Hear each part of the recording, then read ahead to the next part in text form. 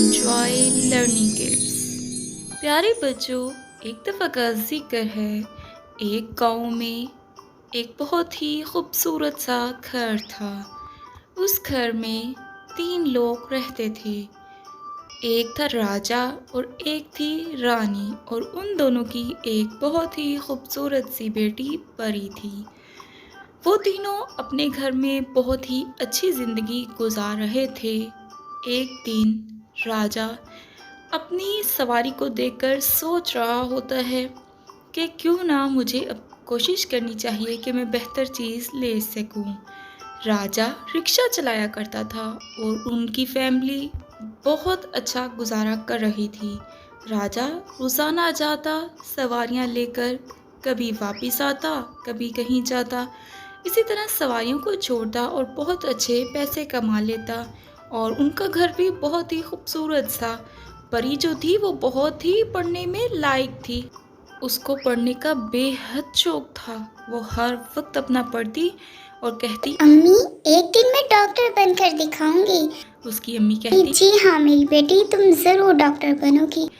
इसी तरह राजा सवारियां लेकर वापस आ रहा था कि अचानक ही राजा की गाड़ी का एक्सीडेंट हो जाता है। जैसे ही वो गाड़ी रिक्शे को आके टक्कर मारती है, रिक्शा भी गिर जाता है और वहाँ पर एकदम ज़्यादा सारी आग लग जाती है। और वहाँ पर एम्बुलेंस आ जाती है और वहाँ पर उनको हॉस्पिटल लेकर जाते हैं।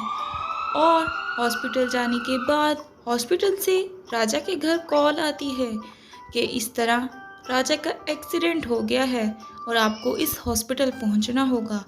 राजा की बीवी रानी बहुत घबरा जाती है और कहती है, जी जी मैं आ रही हूँ। और अपनी बेटी परी से कहती है, परी बेटा, तुम यहाँ बैठकर पढ़ो और मैं तुम्हारे अब्बू के पास जा रही हूँ। उनका एक्सीडेंट हो गया है, अस्पताल से कॉल आई है। तुम परेशान मत होना, मैं उनको लेकर ही आऊंगी। परी कहती है, ठीक है अम्मी। और रानी वहाँ से अस्पताल पहुँचती है और डॉक्टर से मशवरा करती है। कैसी तबीयत है राजा की? डॉक्टर कहते हैं आप बिल्कुल मत घबराएं, ये काफ़ी बेहतर हैं। बस ज़्यादा नुकसान नहीं हुआ, इनके रिक्शे को नुकसान हुआ है, वो मुकम्मल तौर पे जल चुका है बस। और इनकी कमर का थोड़ा सा मसला हुआ है, जो कि 2 से 3 माह मुकम्मल तौर पर रेस्ट करने के बाद ये ठीक हो जाएंगे। और ज़्यादा वजनी काम भी ये मत करें। वो कहती है ठीक है, और डॉक्टर कहते हैं अब आप इनको लेकर जा सकते हैं। रानी राजा को लेकर घर आ जाती है। घर आने के बाद वो राजा को एक कमरे में लटा देती है और खुद परेशान होती है कि अब घर का गुजारा कैसे होगा। परी भी पड़ती है उसकी फीसें, और घर में राशन कहाँ से आएगा। फिर रानी अपनी जानिमाज़ भी चाहती है और वहाँ पर अल्लाह के हजूर दुआ मांगती है कि या रब्बुल आलमीन, मुझ पर और मेरे घर पर रहम फरमा।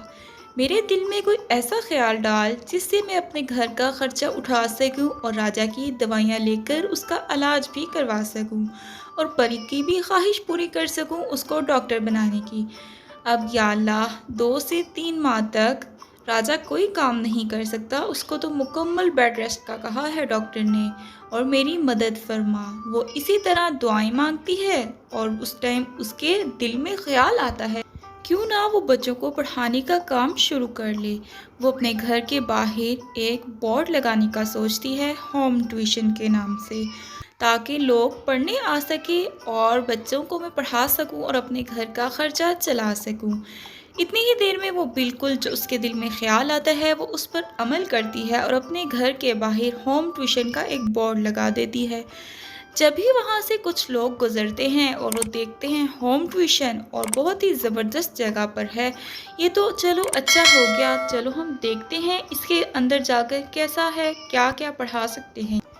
2 औरतें जैसे ही रानी के घर के बाहर होम ट्यूशन का बोर्ड देखती हैं और वो दोनों आपस में बातें करती हैं कि चलो हम अंदर जाकर देखते हैं और मालूमात लेते हैं। वो घर के अंदर आती हैं और रानी से बात करती हैं, हमने आपके घर ट्यूशन का बोर्ड देखा है तो यकीनन ये बेहतर ही होगा, तो क्या सिस्टम है आपका, आप कितने तक के बच्चों को पढ़ाती हैं। रानी कहती है, मैं पढ़ी लिखी हूँ, मैंने मास्टर किया हुआ है, मैं मास्टर तक के बच्चों को पढ़ा सकती हूँ। तो आपके कौन सी क्लास में बच्चे पढ़ते हैं? वो दोनों कहती हैं, आप फिक्र मत करें, हम आपकी हर तरह से मदद करेंगे। आपने ये बहुत ही अच्छा काम शुरू किया है। हम काफ़ी सारे मोहल्ले में और भी बच्चों को कहेंगे और वो भी आपके पास पढ़ने आया करेंगे। रानी कहती है, ठीक है। और इसी तरह रानी कामयाब हो जाती है, क्योंकि उसके घर में एक कमरा होता है, वो वहाँ पर कुर्सियाँ और टेबल लगा देती है और एक बहुत ही प्यारा सा वाइट बोर्ड भी ले आती है। वो उस कमरे को बिल्कुल स्कूल की तरह क्लासरूम बना लेती है, तो लोग उससे मुतासिर होते हैं और अपने बच्चों को भेजना शुरू कर देते हैं। रानी बहुत ही अच्छा बच्चों को पढ़ाने लगती है, तो इसी तरह उसके पास काफ़ी बच्चे पढ़ने आने लगते हैं और वो भी बहुत ज़्यादा खुश हो जाती है कि ये तो बहुत ही अच्छा काम मैंने शुरू किया है, यकीनन अल्लाह ताला ने मेरी बहुत ही मदद कर दी है। राजा परेशान कमरे में लेटा होता है और कहता है, मैंने तो इसको बेहतर करने का सोचा था। मैंने सोचा था रिक्शा बहुत अच्छा चलता है, अब गाड़ी ले लूं, लेकिन मेरे साथ ये क्या हो गया। इसी तरह वो परेशान सोच रहा होता है कि वहाँ से परी गुजरती है और परी अपने अब्बा के पास आती है। अब्बा जान, आप परेशान क्यों हैं? बेटा नहीं, मैं परेशान नहीं हूँ। अब्बा जान, आप फिक्र मत करें, अल्लाह ताला ने हमारे लिए बहुत कुछ सोचा होता है। अब्बा जान, मैं पढ़ लिख कर जब डॉक्टर बन जाऊंगी तो मैं आपका हर ख्वाब पूरा करूंगी। अब्बा जान, अम्मी ने जो होम ट्यूशन का काम शुरू किया है बहुत ही अच्छा चल रहा है। अब आप घर के लिए बिल्कुल फिक्र मत करें और खुश हो जाएं कि अल्लाह ताला ने हमारे लिए आसानी कर दी है। और अब्बा जान, काफ़ी सारे बच्चे भी पढ़ने आने लगे हैं और अम्मी कह रही थी उन सब ने एडवांस फीस दी है, तो जिससे घर का खर्चा चल रहा है और आपकी दवाइयाँ भी आ रही हैं। वही कहकर अब्बा जान से चली जाती है और खुद पढ़ना शुरू कर देती है। और इसी तरह 2 माह गुजरते हैं। 2 माह बाद रानी राजा के चेक करवाने के लिए डॉक्टर को घर में बुलाती है। डॉक्टर घर में आने के बाद राजा को चेक करते हैं और रानी से कहते हैं, रानी तुम बहुत खुशकिस्मत हो, राजा ने बहुत जल्दी कवर कर लिया है, अब ये मुकम्मल तौर पर ठीक हो चुका है। तुम इसको आहिस्ता आहिस्ता चलाने की आदत डालो, ये काम भी शुरू कर सकता है, अब कोई सा भी करना। रानी बहुत खुश होती है कि राजा मुकम्मल तौर पर सेहतयाब हो चुका है और वो कहती है, है डॉक्टर साहब, शुक्रिया आपका, आपने हमारे लिए बहुत कुछ। नहीं नहीं रानी बहन, आप परेशान क्यों होती हैं, ये तो मेरी जिम्मेदारी है और राजा तो मेरा बहुत ही पुराना दोस्त था, इसीलिए। जी, बस आपने दवाइयों में और चेकअप की भी फीस नहीं ली, इसलिए मैं आपका शुक्रिया अदा करती हूँ कि उस वक्त हमारे पास इतने थे भी नहीं। वो कहता है, आप बस फिक्र ना करें, बस दुआ किया करें। पर रानी कहती है, ठीक है। राजा बहुत ही खुश होता है कि वो मुकम्मल तौर पर सेहतयाब हो चुका है और वो अब अपनी बीवी और अपनी बेटी का खर्चा खुद उठा सकता है और वो दोबारा से रिक्शा बनाने की ख्वाहिश करता है। रानी कहती है कि क्यों ना, मैंने जो होम ट्यूशन का काम खोला है ये बहुत ही अच्छा काम है, ये काम बहुत अच्छा है और चल भी बहुत अच्छा रहा है। मैं भी पढ़ी लिखी हूँ और आप भी पढ़े लिखे हैं। जब आपने रिक्शा लिया था तब तो हमारे पास इतने पैसे नहीं थे कि हम कुछ अच्छा काम कर सके, तो अब तो हमारे पास पैसे भी आने लग जाएंगे क्योंकि बच्चे पढ़ने आने लगे हैं और बच्चे बहुत खुश हैं। बच्चों के वालिदैन भी आकर खुश हैं, वो कहते हैं कि आप बहुत अच्छा पढ़ाती हैं, कि क्यों ना हम इसी काम को थोड़ा सा बढ़ा लें। आपने भी मास्टर किया हुआ है और हम दोनों मिलकर बच्चों को तालीम को देने का काम करते हैं और ये सदका जारिया भी है। वो कहता है, हाँ रानी, तुम ठीक कह रही हो, ये काम भी बहुत ही अच्छा है। जब मेरे पास ज़्यादा पैसे भी आएंगे तो मैं गाड़ी भी ले लूँगा। अब बच्चों की तालीम का निज़ाम भी अच्छा चल रहा है, बच्चे भी खुश हैं और हमारी परी वो भी ख़ास तौर पे बहुत खुश है कि वो इतने सारे बच्चों के साथ मिलकर अच्छा पढ़ लेती है। रानी कहती है, जी बिल्कुल, आप सही कह रहे हैं। राजा और रानी दोनों मिलकर यही फैसला करते हैं कि बिल्कुल हम यही काम करेंगे, होम ट्यूशन का। ये बेहतरीन काम है, बच्चों को अच्छी तालीम देंगे, दीन और दुनिया के बारे में, दोनों के बारे में बताएंगे तो बच्चे भी कामयाब हो सकेंगे।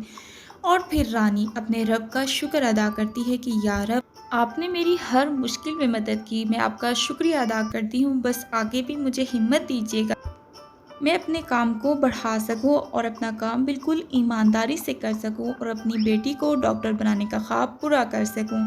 वो तीनों बहुत ही अच्छी फिर से ज़िंदगी गुजारना शुरू कर देते हैं। तो प्यारे बच्चों, आपने इस कहानी से क्या सीखा कि हम कभी भी मुश्किल वक्त में हों तो हमें अपने रब को याद करना चाहिए और अगर कभी एक दरवाज़ा बंद होता है तो अल्लाह ताला कई दरवाज़े खोल देता है। और कभी भी वैसा नहीं होता जैसे इंसान सोचता है। जैसे कि राजा ने सोचा कि वो रिक्शे से गाड़ी बना ले, लेकिन अचानक हादसा होने की वजह से उसका रिक्शा भी उसके पास नहीं रहा और वो मुकम्मल तौर पर 2 माह के लिए बेड रेस्ट पर पहुंच गया। और उसकी बीवी ने कोशिश की, अल्लाह से मदद मांगी और हिम्मत की, अपनी तालीम का फ़ायदा उठाया। तो प्यारे बच्चों, तालीम कभी ना कभी काम आती है, तो अपनी तालीम को दिल लगा कर हासिल करने की कोशिश करें और ईमानदारी से पढ़ें और अपने माँ बाप के ख्वाब और अपने ख्वाब पूरे करने की कोशिश करें और हमेशा अल्लाह पर यकीन रखें और कभी भी मायूस ना हों। अगर आप इसी तरह की और भी वीडियोस चाहते हैं तो इस चैनल को सब्सक्राइब करें, वीडियो को लाइक करें और शेयर करना अपने फ्रेंड्स के साथ मत भूलें। प्यारे बच्चों, मिलेंगे हम नई कहानी में। तब तक के लिए अपना ख्याल रखिएगा। अल्लाह हाफिज़।